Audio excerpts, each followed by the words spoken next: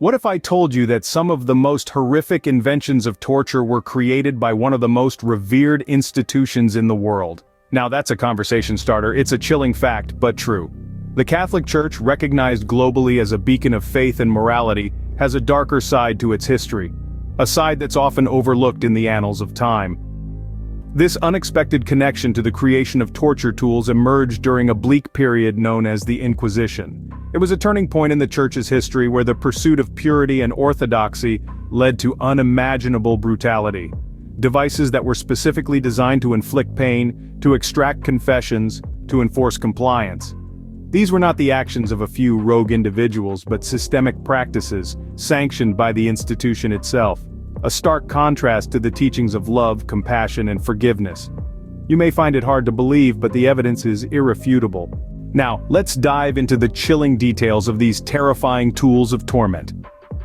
As the Catholic Church sought to maintain its power and control, they utilized a collection of devices that would leave even the bravest soul trembling with fear.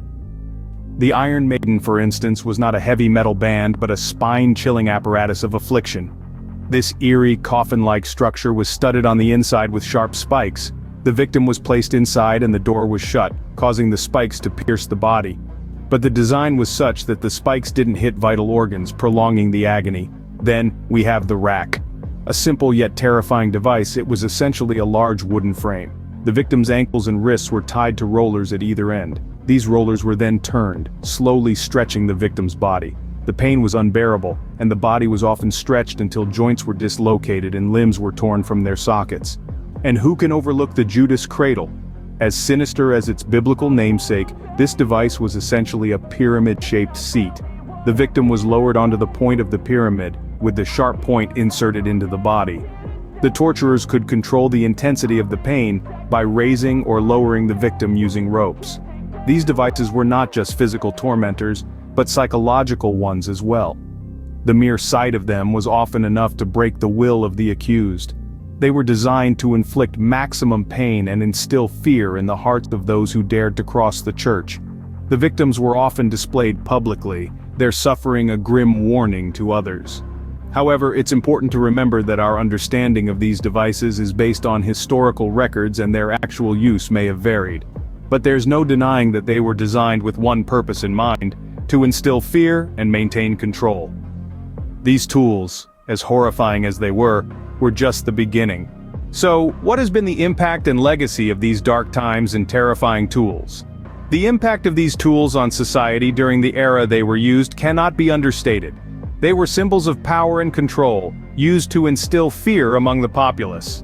The mere sight of these tools was enough to send chills down the spine.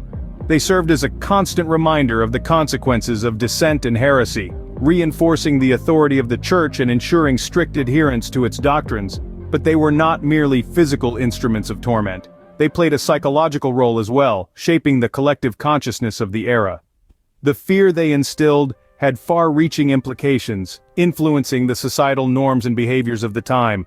They served as an effective deterrent, curbing any form of dissent or deviation from the established religious norms.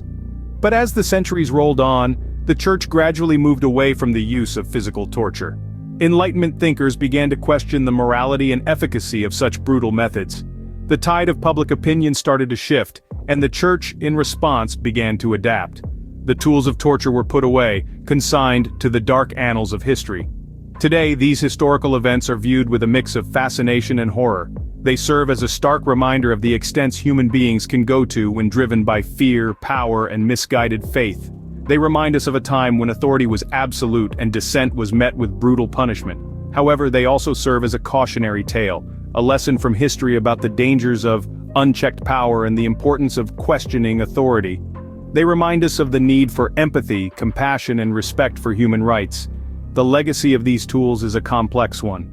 They symbolize a dark chapter in human history, but also serve as a powerful reminder of our capacity for cruelty and our potential for growth and change. These tools, remnants of a darker past, are a stark reminder of the extents human beings can go to when driven by fear, power, and misguided faith.